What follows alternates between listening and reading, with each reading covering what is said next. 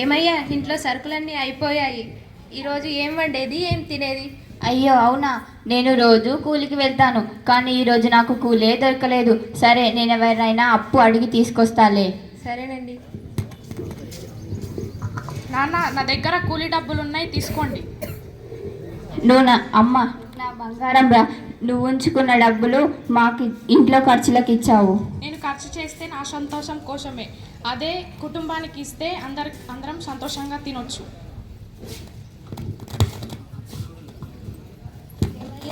మన కూతురు పెళ్ళిడికి వచ్చింది. మన ఇంట్లో పరిస్థితి ఇలా ఉంటే మన కూతురు పెళ్లి చేయడానికి భయంగా ఉంది. అవునే, నాది కూడా అదే భయమే. మనకి వ్యవసాయం లేదు, నగలు లేవు, మనకున్నది ఇల్లు మాత్రమే. ఈ ఇల్లు కూడా అమ్మేస్తే ఎక్కడ బ్రతికేది, ఎలా ఉండేది? ఆ దేవుడి మీదనే భారం, ఆ దేవుడే మనల్ని బ్రతికించాలి. నా కోసం ఇంత బాధపడటం చూడలేకపోతున్నా. ఎంతో కొంత కూలికి వెళ్ళి డబ్బులు సంపాదిస్తానా.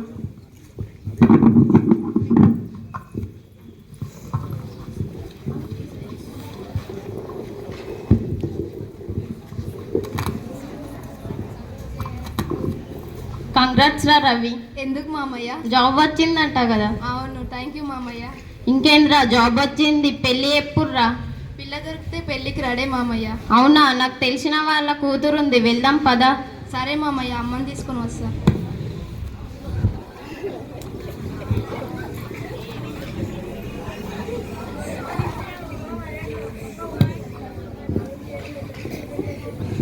నమస్కారం అండి, రండి రండి, కూర్చోండి. నమస్కారం అండి. ఏంటి సంగతి, ఇలా వచ్చారు? మీ అమ్మాయి పెళ్లి చూపులు చూడడానికి వచ్చాం. ఓహో అలాగా, చూడండి. ఏమే, అమ్మాయిని రెడీ చేసి తీసుకురా. నమస్కారం అండి. మా అమ్మాయి. ఏరా రవి, అమ్మాయి నచ్చిందా? అమ్మాయి నచ్చింది మామయ్య, మిగతా సంగతులు మీరే చూసుకోండి. అమ్మాయి చాలా మంచిది, తల్లిదండ్రుల మాట జవదాటదు. అమ్మాయికి అబ్బాయి ఈడు జోడు బాగుంది, పైగా ఇంజనీరింగ్ జాబు. అమ్మాయి చాలా బాగుంది. కట్న కానుకల విషయానికి వస్తే 10 లక్షల కట్నం ఇవ్వాలి, అది కూడా పెళ్ళిలోనే ఇవ్వాలి. నీకు తెలిసే కదా సురేష్ అన్న మా గురించి. మేము ఒక్కరోజు పని చేయకపోతే మా ఇల్లు గడవదన్నా. మాకున్నది ఒక్కటే ఇల్లు అన్న, అంతా నువ్వే చూసుకోవాలన్నా. నీ ఇష్టం రా, ఇంతకంటే మంచి సంబంధం నీకు దొరకడం చాలా కష్టం. ఏదైనా విషయం సాయంత్రం లోపు ఫోన్ చేసి చెప్పండి. సరే అన్న, చెప్తాను. వెళ్ళిస్తాం. సరే అన్న, వెళ్ళిరండి. ఏమే, 10 లక్షల కట్నం అంటున్నారు, ఎలానే? నీ ఫ్రెండ్స్ని, ఈ ఊర్లో వాళ్ళని ఎవరినైనా అడగండి, ఇంత మంచి సంబంధం మనకి మళ్ళీ దొరకదు కదా. అలాగే, నేను అడిగి చూస్తా.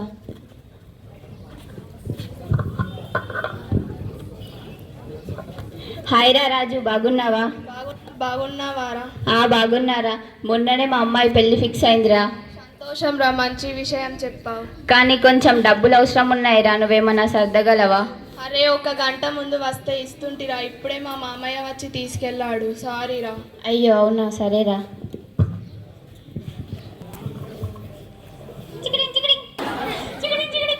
హలో హలో హలో సురేష్ అన్న.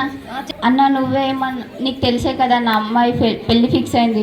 అన్న, నువ్వేమన్నా డబ్బులుంటే సర్దగలవా? అరే, మొన్నే నీకు కార్ తీసుకున్నా, నీకు తెలిసిన విషయమే కదరా. సరే అన్న. సారీరా. సరే అన్న. ఎవరి దగ్గర లేవు డబ్బులు, మల్లేష్ అన్న దగ్గరికైనా వెళ్ళొస్తా.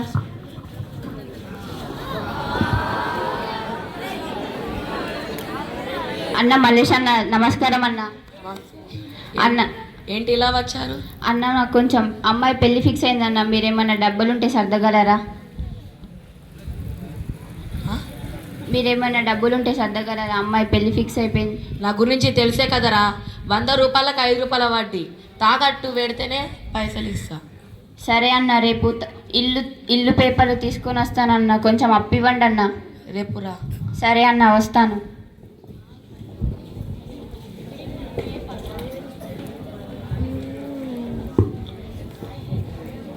ఇగో అన్న, ఇల్లు కాగితాలు.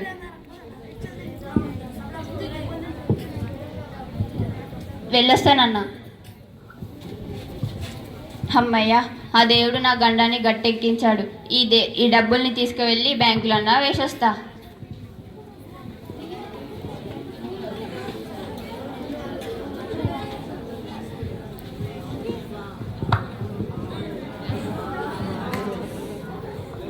నమస్కారం మేడం. నమస్కారం మేడం మీ 5 లక్షల రూపాయలు అకౌంట్లో వేయండి మేడం. ఇంత డబ్బు వేస్తున్నావు ఏంటి సంగతి? మేడం మా అమ్మాయి పెళ్లి ఫిక్స్ అయింది మేడం, మీరు తప్పకుండా రాగలరు. సంతోషం, తప్పకుండా వస్తా. సరే మేడం, నేను వెళ్ళొస్తాను. సరే.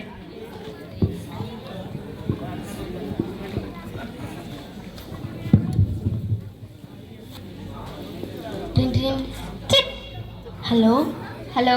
మేము బ్యాంక్ నుంచి కాల్ చేస్తున్నాము. మీ ఏటీఎం కార్డ్ ఎక్స్పైర్డ్ అయ్యింది. చెప్పండి సార్, ఏం చేయాలి? మీ ఏటీఎం కార్డ్పై ఉన్న నంబర్ని చెప్పాలి. సరే సార్, చెప్తాను. 2121. ఓకే, కార్డ్ యాక్టివ్ అయ్యింది. సరే సారు.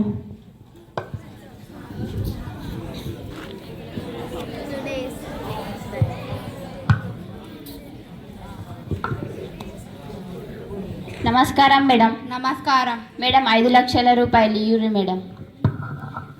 నీ ఖాతాలో డబ్బులు లేవయ్యా? మేడం నేను చూసినప్పుడు ఉండే కదా మేడం. నిన్న సాయంత్రం వేరే అకౌంట్కి ట్రాన్స్ఫర్ అయ్యాయి. మేడం మీరే కదా ఫోన్ చేసి చెప్పారు అకౌంట్ గురించి. మేమెందుకు చేస్తాం? బ్యాంక్ నుండి ఏ కాల్స్ రావు. నీ ఖాతాలో ₹1 లేదు. వెళ్ళు ఇక్కడి నుంచి. అయ్యో దేవుడా, 5 లక్షల రూపాయలు పోయాయి. నేను ఇప్పుడు నా బిడ్డ పెళ్ళి ఎలా చేయాలి దేవుడా? చికిడింగ్ చికిడింగ్ చికిడింగ్ చికిడింగ్. హలో హలో హలో హలో, నన్ను క్షమించరా, నేను నీ పెళ్ళి చేయలేకపోతున్నాను. అకౌంట్లో ఉన్న డబ్బులన్నీ పోయాయి. అయ్యో అవునా? నాకు అది ఒకటే దారి, చనిపోవడమే.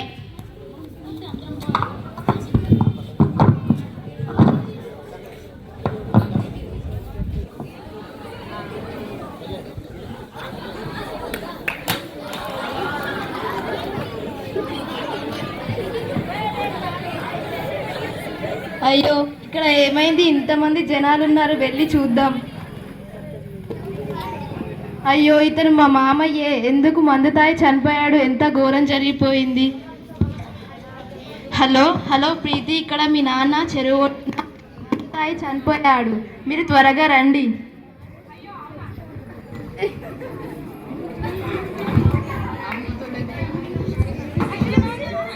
అయ్యో,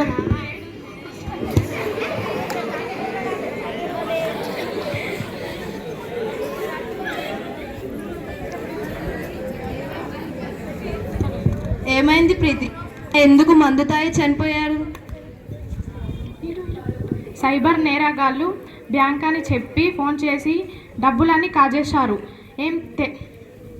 ఏం చేయాలో తెలియక మందు తాగాడు మా నాన్న. అయ్యో, నా వల్లనే కదా. నేను కట్నం అడగకపోయి ఉంటే ఈయనకు ఈ పరిస్థితి వచ్చేది కాదు కదా. ఇదేనా నేను నేర్చుకున్న చదువు? నా వల్లనే ఇతనికి ఈ పరిస్థితి వచ్చింది.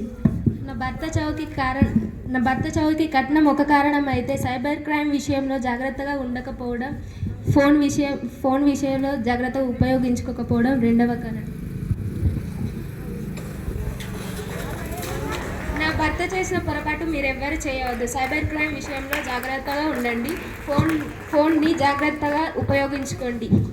సైబర్ క్రైమ్ విషయంలో జాగ్రత్తగా ఉండకపోవడం వల్ల నా కుటుంబం రోడ్డు పాల్పడ్డా.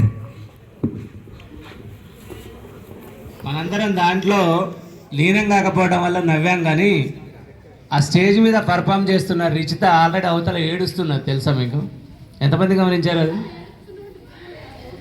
అమ్మాయి నిజంగా ఏడ్చింది లీనమైపోయి. ఎందుకంటే అక్కడ చచ్చిపోయిన సీన్లో ఆ అమ్మాయి అక్కడ కూర్చుంది కాబట్టి. అది ఆల్రెడీ స్కిట్ అన్న విషయం అమ్మాయికి తెలుసు. అమ్మాయి దాంట్లో పర్ఫార్మెన్స్ చేస్తుంది, అయినా కానీ లీనమైపోయింది. అక్కడ ఏడుస్తుంది అమ్మాయి ఆల్రెడీ. ఇట్లా ఇట్లా నీళ్ళు దూడ్చుకుంటుంది సార్. అంటే పరిస్థితి ఎట్లా, ఒక ఇన్సిడెంట్ స్కిట్ అని తెలిస్తేనే లీనమైపోయి అట్లా బాధపడితే, ఒరిజినల్గా అదే పరిస్థితి కనుక అదే ఫ్యామిలీకి కనుక వచ్చిందని మనం ఊహించుకుంటే, మన పరిస్థితి మన ఫ్యామిలీకి అట్లా వచ్చిందని ఊహించుకుంటే నీళ్ళు ఆగుతాయా? థ్యాంక్ యూ వెరీ మచ్ అమ్మ, మీ అందరికీ కూడా హ్యాట్సాప్. వాళ్ళంతా పాపం కొంతమందికి ఇంకా నీళ్ళు వస్తున్నాయి.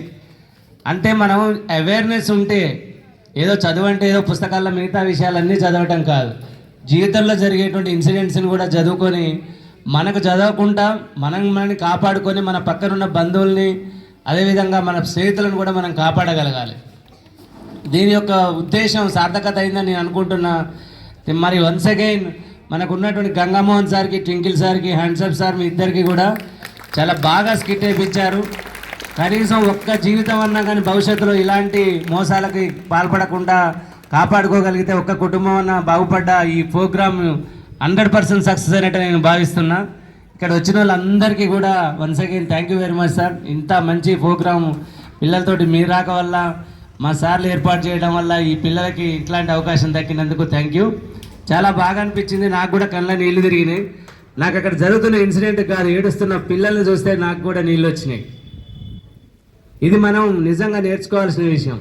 సింపతికి ఎంపతికి అదే తేడా. సింపతి అంటే ఎదుటివాడిని చూసి జాలిపడటం, ఎంపతి అంటే ఆ ప్లేస్లోకి మనం వెళ్ళిపోవడం.